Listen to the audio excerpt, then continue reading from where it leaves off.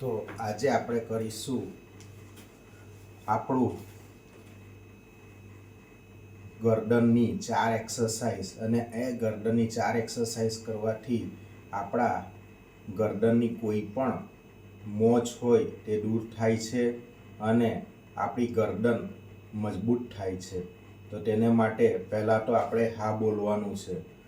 1 2 1 2 1 2.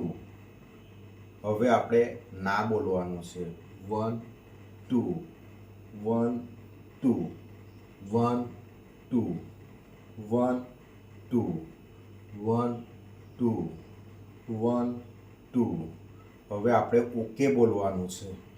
1 2 1 2 1 2 1 2. એટલે કે આપણે ગરદનને ખભા સાથે ટચ કરવાનું છે.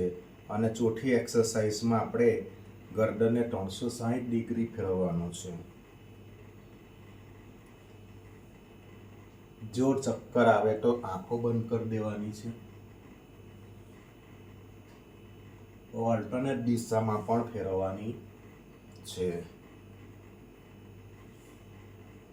રિલેક્સ. તો આ રીતે ગરદનની 4 એક્સરસાઇઝ કરવાથી તમારી ગરદનનો કોઈ પણ પ્રોબ્લેમ દૂર થાય છે.